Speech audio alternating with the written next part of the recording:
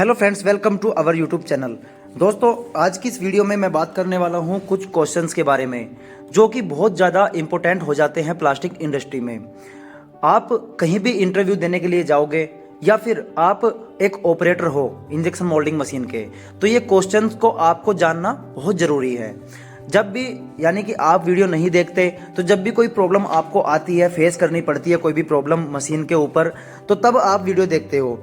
तो मेरी आपसे रिक्वेस्ट है कि जब भी हम वीडियो अपलोड करें आप तभी थोड़ा सा समय निकाल के देख लिया करो, ताकि जब भी आगे आपके साथ प्रॉब्लम आए, कोई भी मशीन में कोई दिक्कत आए, आप उसे पहले से पहले ही ठीक कर सको, वीडियो देखने की उस टाइम पे ज़रूरत ना पड़े। और हो सके तो आप नोट्स भी बना लिया करो, वीडियो पॉज कर करके आप नोट्स भी बना सकते हो। तो दोस्तों, चलते हैं अपनी वीडियो की तरफ। सबसे पहले हमें डिस्कस करना है कुछ क्वेश्चंस। कौन कौन से क्वेश्चन हैं वो मैं पहले ही आपको बता दूं।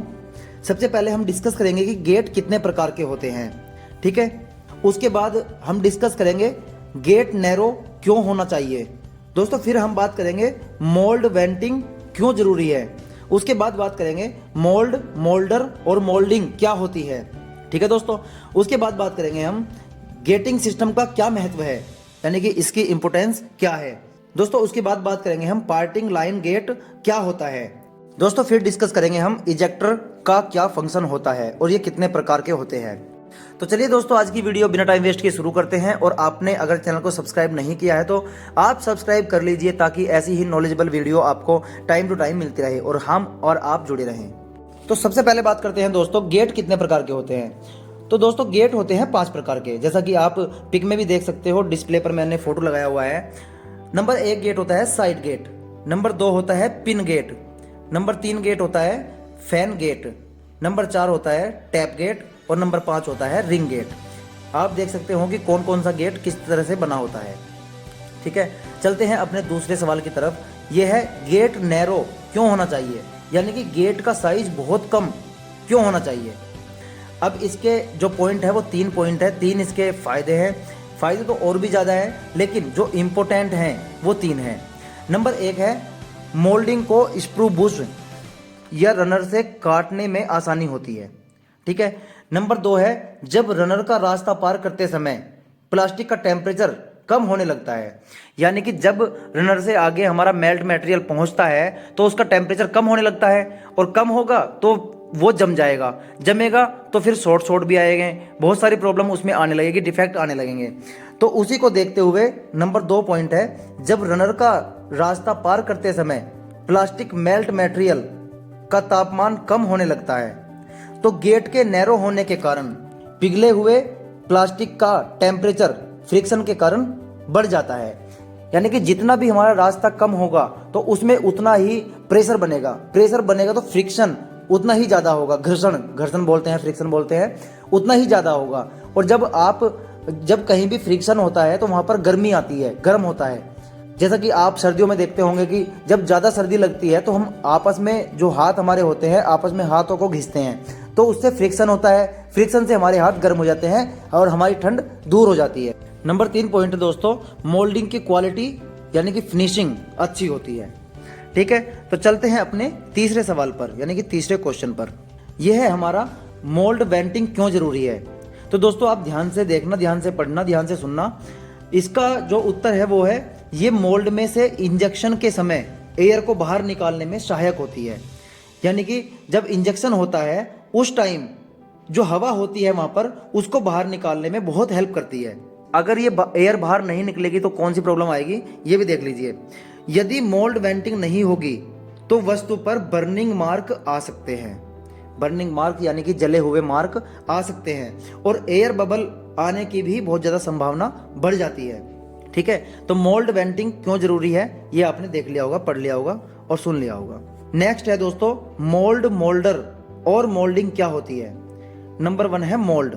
मोल्ड एक सांचा होता है, यानी कि किसी भी वस्तु को शेप देने के लिए जिस चीज़ का हम प्रयोग करते हैं उसी को हम मोल्ड या सांचा कहते हैं। तो जो मोल्ड होता है वो एक सांचा होता है किसी भी मटेरियल को किसी भी वस्तु में ढालने के लिए। नंबर 2 है दोस्तों मोल्डर। मोल्डर एक व्यक्ति होता है, यानी कि मैन होता है, जो भिन्न भिन्न मोल्ड से वस्तुएं बनाता है। अब आप देखते होंगे दोस्तों, किसी कैविटी में किसी मोल्ड में मग बन रहा है, प्लास्टिक का मग बन रहा है, किसी में प्लास्टिक का टिफिन बन रहा है, किसी में बल्ब बन रहे हैं, बल्ब के ऊपर का जो ढक्कन होता है वो बन रहे हैं। अलग अलग मोल्ड में अलग अलग प्रकार की वस्तुएं बनती है, लेकिन उनको बनाता कौन है? एक इंसान बनाता है, एक मैन बनाता है, तो उसी को मोल्डर कहा जाता है। नंबर 3 है दोस्तों मोल्डिंग। मोल्डिंग प्रोडक्ट को कहते हैं, या ये वह तरीका है जिससे वस्तुएं बनाई जाती है। या तो आप प्रोडक्ट को मोल्डिंग कह लो, जो मोल्डिंग हमारी हो रही है, भाई मशीन चल रही है तो किसी प्रोडक्ट को बनाने के लिए ही तो मशीन चल रही है। मोल्डिंग जो हो रही है वो किसी वस्तु को बनाने के लिए तो मोल्डिंग हो रही है, तो उसी को हम मोल्डिंग कहते हैं। मोल्डिंग वस्तु को कहते हैं, जो प्रोडक्ट होता है उसको कहते हैं, या ये वो तरीका है। इसकी जो अगली डेफिनेशन है वो ये है कि ये वो तरीका है जिससे वस्तुएं बनाई जाती है।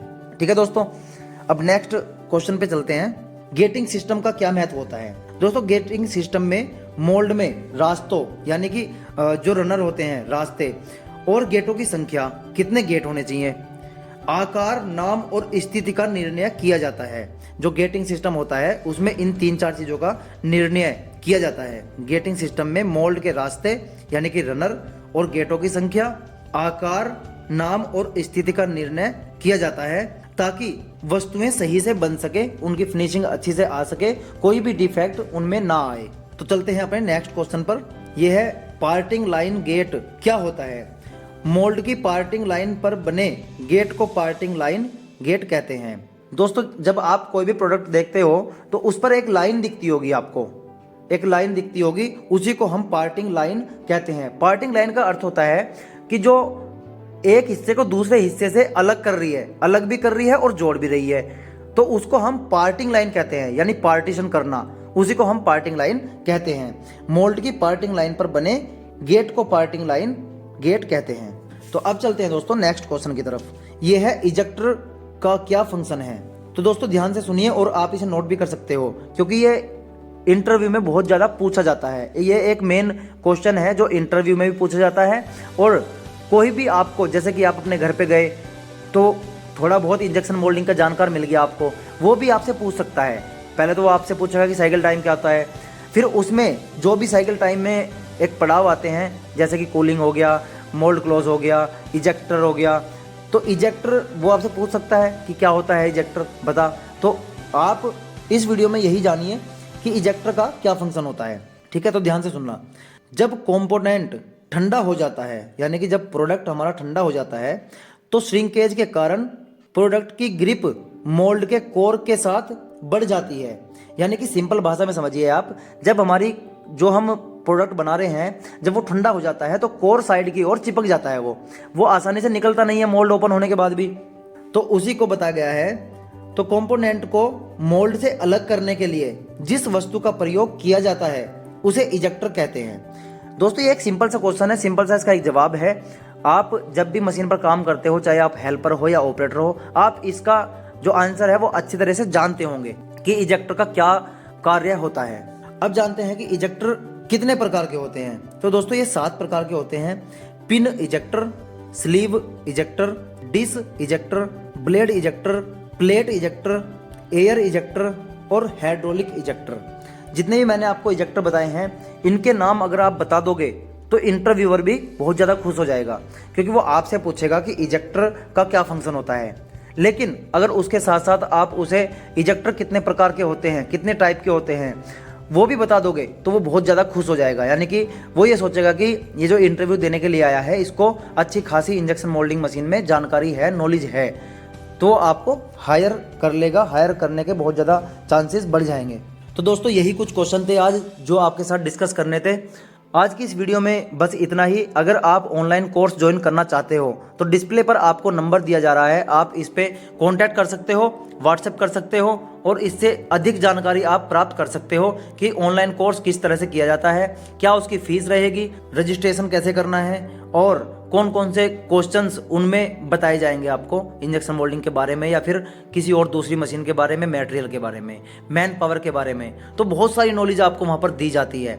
तो अगर आप घर बैठे ऑनलाइन कोर्स करना चाहते हो, वो थोड़ी सी फीस में आप कर सकते हो, तो नंबर आपकी स्क्रीन पर आ रहा होगा, आप इस पर कॉन्टैक्ट कर सकते हो। तो दोस्तों आज की इस वीडियो में बस इतना ही। मिलते हैं किसी नई वीडियो में किसी नए कंटेंट के साथ। तब तक के लिए अपने आसपास सफाई रखिए, अपनी केयर कीजिए। मिलते हैं किसी नई वीडियो में, दीजिए हमें इजाज़त। जय हिंद, वंदे मातरम।